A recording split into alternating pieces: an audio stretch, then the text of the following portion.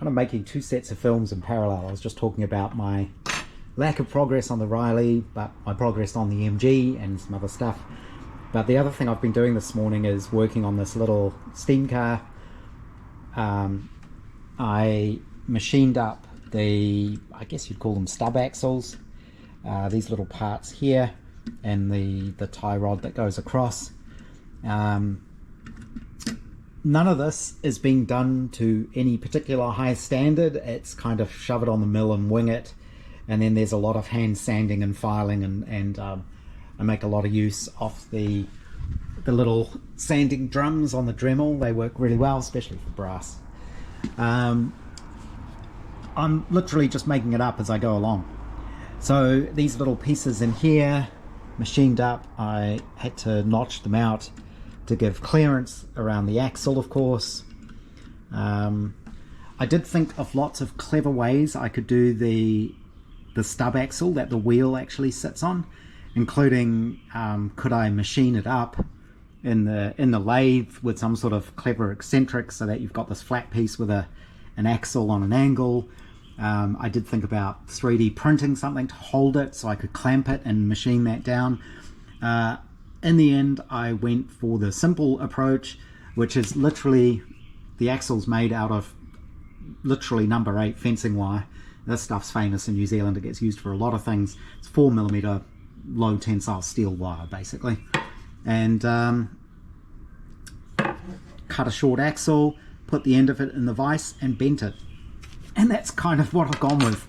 And that's to give me that positive camber look, which honestly, it's not going to make too much difference. It isn't exactly right. You would have to have this on the right angle, and then the stub axle is on an angle, and you get the contact patch underneath the center pivot point. None of that matters. This is mammoth level engineering, which is you know, Meccano type levels of accuracy, which is not very accurate at all. It just bolts together. And it works. You know, you don't have to worry too much about it. It's going to work. It's going to be a little silly steam car that, as if it putts around on the driveway, I'm happy. So that's what we've gone with. I'll have to figure out some sort of bell crank or something to actuate the steering. But you can see it works. It'll run. It'll go around corners. It's got that narrow S76 type look. I'll make some sort of big tall body out of aluminium for it, probably from scraps. So the next thing I need to make is probably the mount for what's effectively the engine, and that'll just be a brass plate that goes here. There will be the right sort of crank on here, shaft goes across, and then a chain from there to there. There will be different size sprockets. So I was just playing with the sprocket sizes.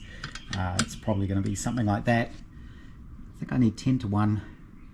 I may need 2 stages of gearing, I'm not sure. Probably not. I think I can go from the smallest sprocket to the biggest one, and that should give me the sort of the gearing I require. But that's where we're at on the little steam car. I might need to tweak those front wheel angles. You know, that might be a little bit too much.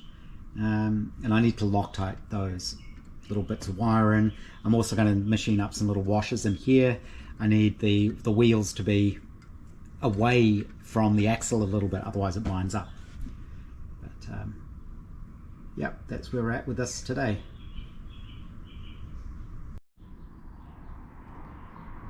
Just an update on the little steam car. Here's my front axle assembly. That's come out really nicely. And today I thought I'll drill the holes for the extra shafts that need to go across the chassis. And I sort of cheated and did it on the pillar drill instead of the mill, which is how I should have done it, because everything went wonky.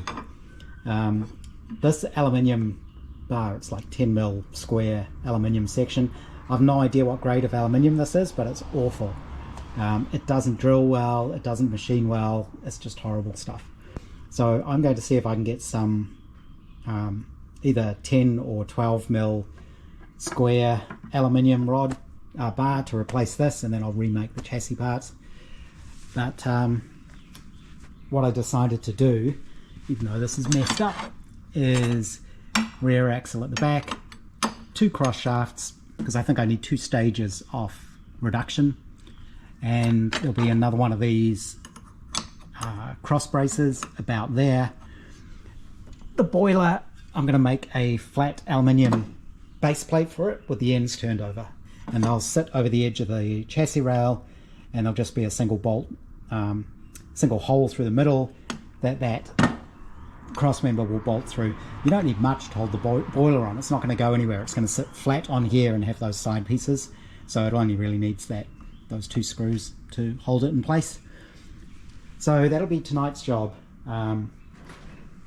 trying to find some aluminium rod so I can sort this out.